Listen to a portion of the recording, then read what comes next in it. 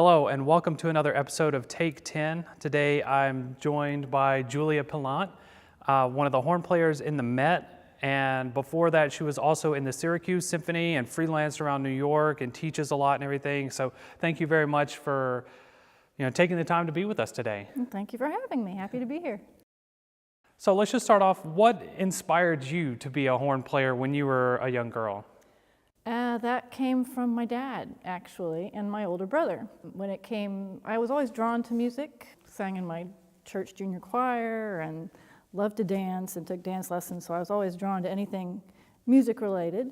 And when it came time for us to choose an instrument in our public school system, I guess it was the summer after 4th grade, and my dad gave me the lecture he gave me and my older brother and my younger brother, which was, too many flutes, too many strings, I can't stand the saxophone, too many trumpets. How about the French horn? I played when I was in school and I can teach you how.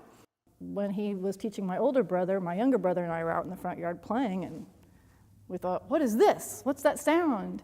So he and my older brother were playing some really simple duets, but we loved it. And so we thought, that's one-on-one time with Dad. We went in on that. When it came my turn, I jumped at the chance, and I wanted to be like my older brother and kind of try and do what he did, and so that sent me on my way. Now that you're in the Met, which is predominantly female when you originally got in, correctly? In the horn section? Yes, in the horn section. Yes, in the horn section. Yeah, it was Julie Landsman as principal before she retired, Michelle Baker, Barbara Yoseline Curry, and Ann Scherer. So yeah, there were 5 of us when I joined. Now, do you see the landscape of brass players and female brass players shifting currently with more females getting in? And do you think that the Met section has had anything to do with that since there are so many of you in there? Well, I'd like to think it doesn't hurt. Yeah. I have to say, growing up, there were quite a few female horn players, even when I was a kid. So that to me didn't seem foreign. But say trombone players and trumpet players, those were a little fewer and far between until I got to college. But so in that regard, I do feel like brass playing is shifting. There aren't as many preconceived biases or notions of what women can and can't do. So that's fun to see. I've been playing with Monarch Brass on occasion, which is an all-female brass ensemble that was started to create awareness for women in brass.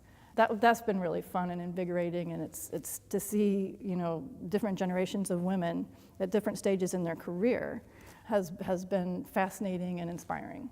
So I think at this point in time, I'm happy to say that it's really becoming more of an equal ground. Now, were there any female horn players you looked up to when you were growing up or in college? And It's interesting. When I was in high school, there were only 2 real women horn players that I knew that were teachers. I was very green. I really just did music because it was fun and I loved it. I really had no major aspirations to become a professional musician. There was a little local horn workshop, and Nancy Cochran Block from University of Missouri, Kansas City, I grew up in Missouri, did a class and my brother played, and I thought, that's fun to see. And then I went to another one when I was a senior in high school, and Freudis Vivekra was there, who is, for those of you who don't know, is legendary horn player and pedagogue from Norway. Wonderful woman. That was also really inspiring. And then our youth symphony went to Chicago, and there's another woman, and they're playing a concertstück, which was a concerto for 4 horns and orchestra, and the woman on first is amazing, and it was Gail Williams. So it was this kind of slow, recognition. Susan Slaughter, our youth symphony went to St. Louis and saw them play, and Susan Slaughter, principal trumpet. So yeah, there was a little bit of check that out. So it was a little unusual. So by the time I went to college, I had a little bit more awareness, and that's when I kind of realized, Julie Landsman is principal of the Metropolitan Opera, and I'd really fallen in love with opera, and decided I loved how she played, and that was who I wanted to kind of model my playing after, and I got to study with her, so she was my mentor. Now, do you think seeing these great female artists when you were growing up in high school really encouraged you to pursue music as a profession? No, actually, it was another interesting curve in the professional journey was I, on a whim, auditioned. I got a postcard in the mail from Interlochen saying, come to the National Music Camp, or audition. And so I thought, okay, so I made a tape. And I had gone to University of Kansas. They had Midwestern Music Camp. My dad had gone there when he was in high school, so my brother went, and I went. My younger brother went, and then that's when we started learning about other festivals. When I went to Interlochen, one of the conductors said, how many of you plan to major in music? And everyone raised their hand but me and another person. And then some other student was like, well, then why the heck are you here? And I was like, that's a good question. Why am I here? And so that following year was my senior year in high school, and I thought, classic nerd, did the marching band, did debate team, did all this other stuff, loved school. And so my plan was to major in political science and perhaps become a lawyer. I had another family friend who had taught my older brother from University of Missouri, Columbia, Larry Lowe, who's now in Utah, I believe. He was down for dinner and he said, so Julie, where are you auditioning for music school? And I was like, what? And meanwhile, my parents' eyes are like, what? Why is he planting this seed?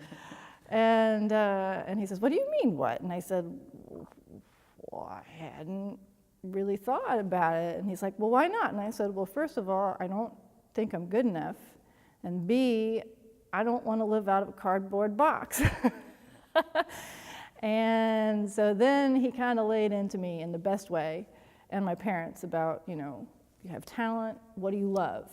What is something you've always loved and always been good at? I was like, well, music. And he's like, you have to pursue what you know you're good at and what you love. And I, well, I'll thank him for that. So I took the leap of faith, and I ended up auditioning at places that also had, good academics and political science programs. So that's really how I kind of got into professional music. It wasn't necessarily that, oh, that's my go-to. I knew from the start. I really didn't until, kind of my eyes were open to, oh, you should really follow your passion. And so that's kind of how I got to the musical professional track.